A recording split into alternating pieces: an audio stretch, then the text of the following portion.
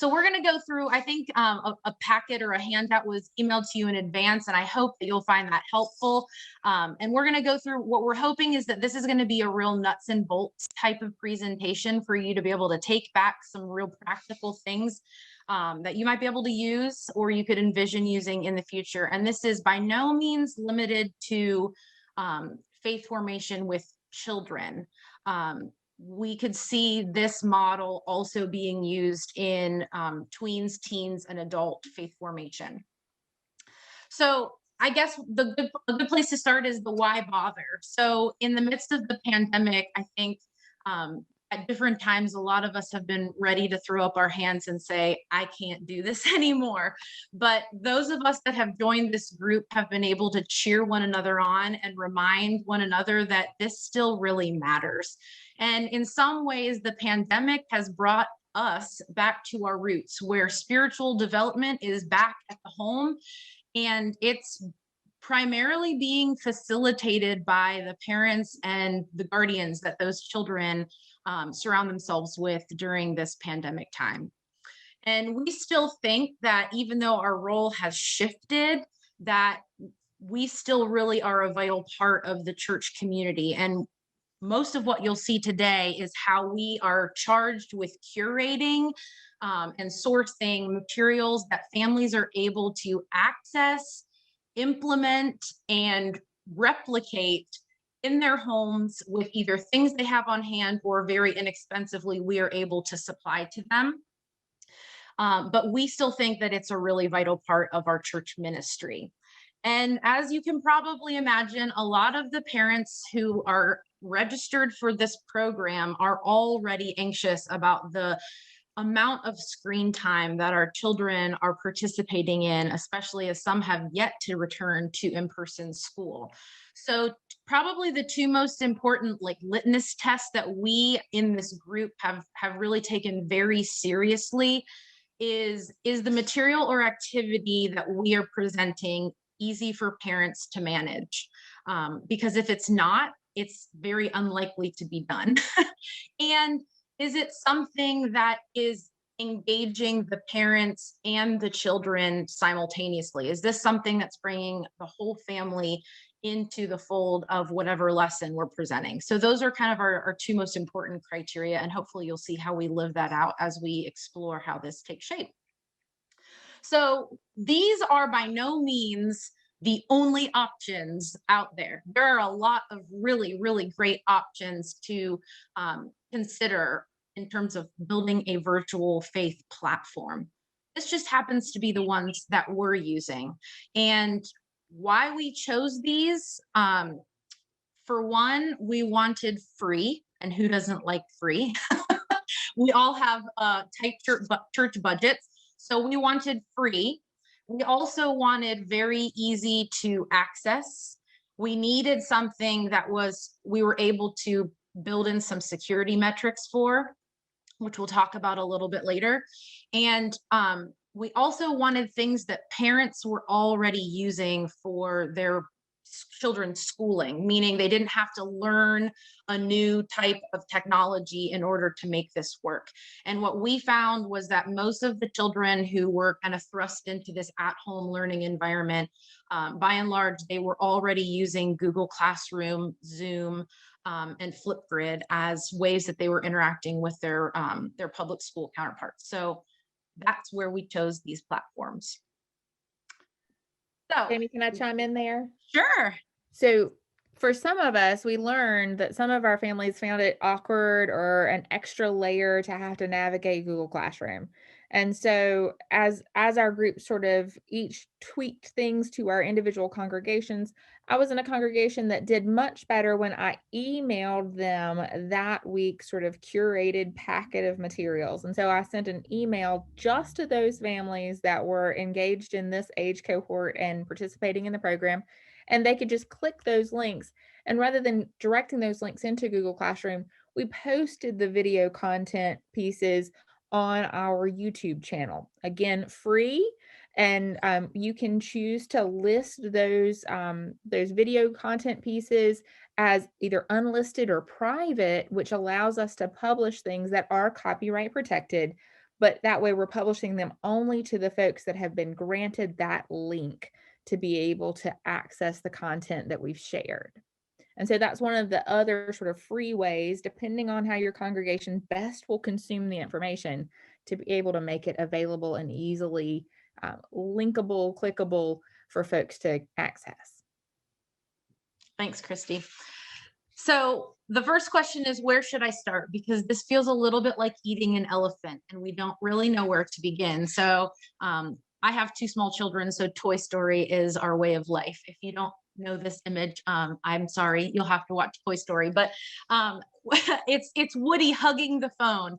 And that's sort of where all of this began for me. I was, hit that March day where everyone probably knows exactly where they were when the world shut down. And I distinctly remember, Craig coming into Pastor Craig, who's I think part of this call, coming into the office and sort of letting us know that we were going to shut down. And in the midst of trying to gather up as much as I could shove in my car to go home, I didn't know what was next. I knew I had all of these grand plans for Vacation Bible School and all of these things around the corner. And it just felt like everything came crashing down. And thankfully, Margaret Norris was on the other end of my phone. And she reached out to me to talk about the opportunity of what would it look like if we collaborated to do a virtual Vacation Bible School. And this is sort of where all of this began. So what I would say is, don't try to do this in isolation. Find a friend, phone them. Nobody should manage this model that we're proposing today in isolation. And I don't think it matters if your churches are the same demographics, if they're the same geography. I think it can work between a lot of different sized congregations. And So the first, Jamie, go ahead. yeah, just like you and Margaret made that collaborative linkage, on the other end, I reached out initially actually to Union Cross and Friedland Moravian churches, which were geographic neighbors, and they joined us initially for that Vacation Bible School, but we did most of the original prep. But as we were prepping, Angelica reached out, and then later Dana reached out, and they joined our collaboration. And actually, Dana and Unity did it as an offset pace from our original game plan, just utilizing the materials and the resources that we developed and sending them out at a different time frame. But again, that was sort of, we teamed up, and that was what that initial result was. And then we've collaborated since. So as we looked past Vacation Bible School, which ended up being a success for those smaller pockets of churches, we looked at the fall and we figured out, there's a way in which we can involve even more churches. And that's sort of how this group of 5 congregations, now with Beth 6 congregations, sort of came to be.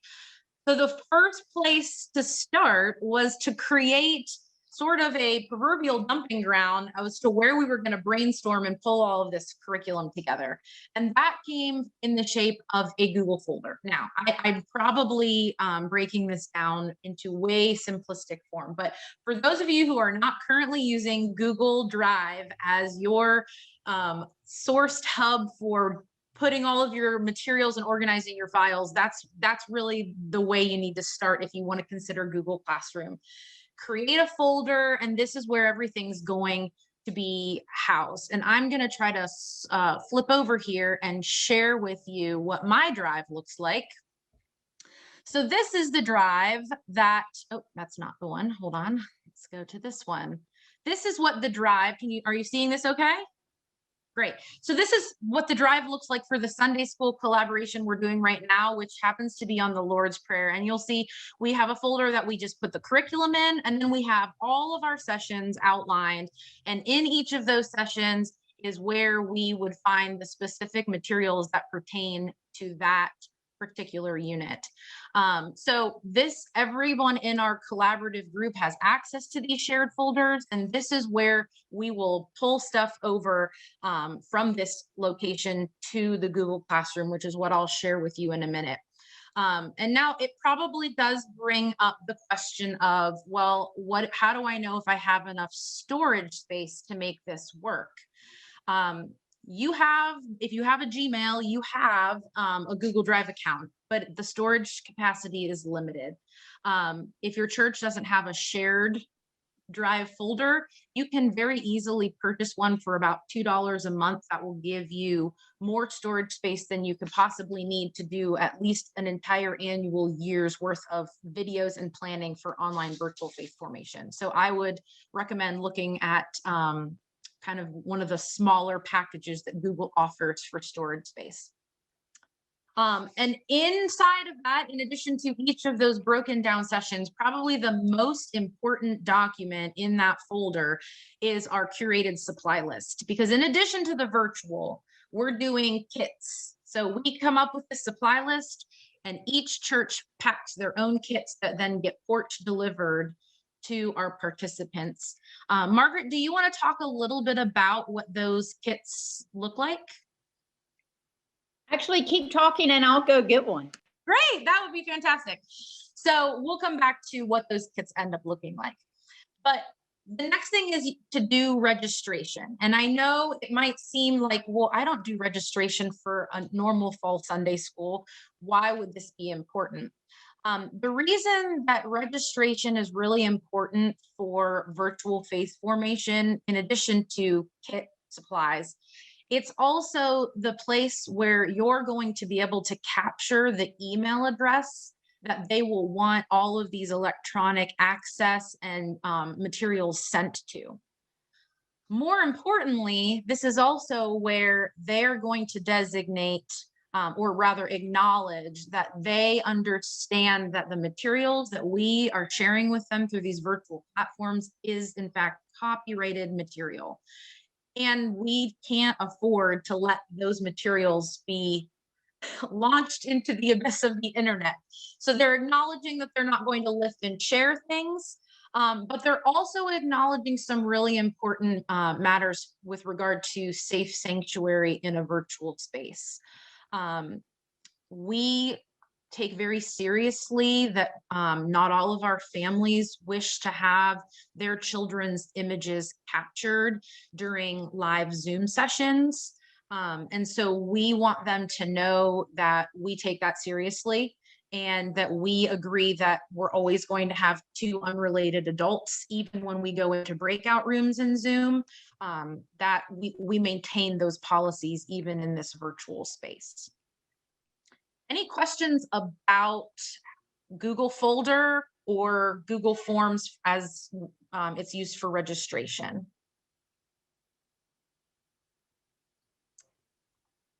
If not, I will move forward. Well, and I'll say, I have here what the different churches put together their own bags, but it's helpful. We shared a folder about what to put on to let people know this is the date and the activity that will coincide.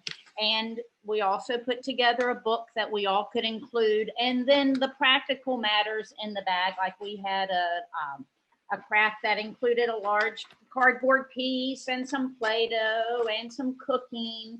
And so the children always enjoy looking in the bags at the beginning.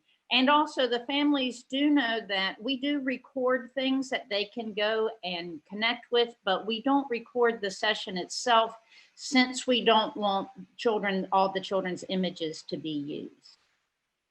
And some churches also have drive-by pickup so that families can drive through and get the supplies. And at least for Home Moravian, we've done that in conjunction with the people we don't see at the drive-throughs delivering their bags to them. And let me jump in and say that we also have sent one supply pack by mail because we have a distant associate member who would like to participate. And we just took their bag and shipped it right out to them, and they're able to join us each Sunday. So we have done drive-by and pick up, we've done delivery, and we've done a couple by mail. Great. Well, that takes us to the next step. So you've done registration, you've built this folder that you're all going to collaboratively put materials into, and now it's time to see what Google Classroom looks like. So for this, I'm just going to go ahead and show you that if you don't think you already have Google Classroom, you have access to it. If, again, you have a Gmail account. If you go up to this Google Apps and you pull this down, you'll see all the things that are part of the wonderful Google world. And you'll see this wonderful little icon here, and that is representative of Google Classroom. So I'm just going to go ahead and open up what our current Sunday school program looks like. So all of this is totally customizable. You pick your banner, you pick your title, you can control whether or not participants are able to put things into the stream. So we'll go ahead and we'll start with this stream tab. And the stream tab can be thought of as sort of just a live thread that indicates any type of activity that that either we, the teachers, putting in new material, or that the participants have the ability to post things that they are doing at home. And we have encouraged our children to go ahead and use this as a share site. So you can see here that this family we're doing the Lord's Prayer, and for our daily bread, we sent home biscuit mix and a cooking video. And so this family went ahead and shared with us that they made their daily bread. We've done, well, there's some more baking. We've done some bubble art where they were painting with Miss Christie on the screen. We've done story and stretch, which is a yoga-based body prayer. And we've done that throughout the entire series. And so you can see one of our children using their body to pray.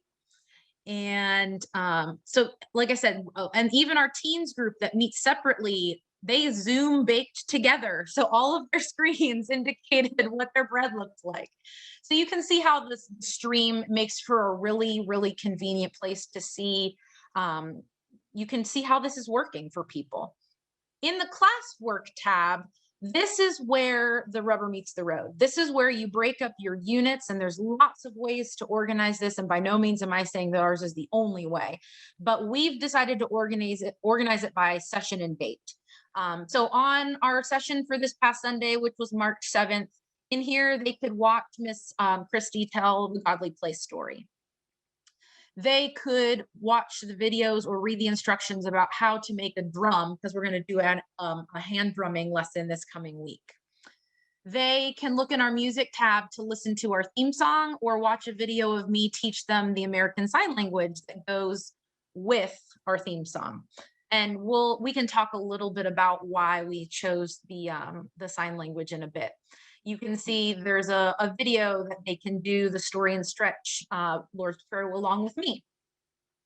And we always have a closing prayer at the end of our live Zoom time, and we include that recording in here because it represents our closing prayer in both Spanish and English. So you can see we've built all of these sessions and they never go away. So families who might be on vacation and didn't take their Sunday school bag with them can at any time go back and revisit any of these materials when it suits them. And I'm sure each one of us can attest to how many families are coming to the live Zoom versus how many families are just interacting with this at some other time during the week. I can say that as a group, we have, at last check, we have 98 families registered and actively participating in our Sunday school consortium. Of that, on an average week, we probably have, somewhere between 20 and 30 live faces that are participating in the live groups for the small group sessions. And by no means is that representative of all the people that are actually doing it. And you can see on the stream, there's plenty of kids who maybe didn't come to the live Zoom, but were able to still catch up with the materials based on the information that's here. In the people tab, that's who's in the classroom and who's been invited to be in the classroom. So you'll see the teachers as well as the students down here. And then we don't worry about the grades because this is obviously not for a grade. And I will be happy at the end of this session, if we want to go back in here and you want to watch me like mock up a tab or show how anything gets pulled over or loaded into this, I will be happy to do that. But it is very, very simple in this classwork tab to see how you can create an assignment or post something. And Jamie, you have a question from Carol. Excuse me, Carol, is it Carol Dagg? How do you get a recorded video into the session? Great question. And you know what? I'm going to just go ahead and show you how to do that. So if I was going to create an assignment here, I could go ahead and title this Story and Stretch. And I would go to this add, and I could add it from my Google Drive. And it would then, I would want to go over to my drive because that's where it's located. And I can go here to this Lord's Prayer tab.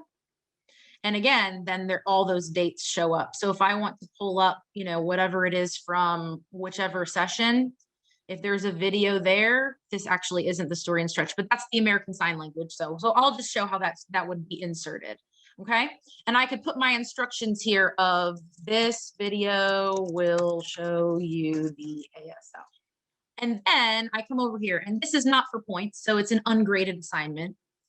And in the topic, I can choose which of those dates I want this assignment to appear. So let's say this one, I want this one to appear in February 28th.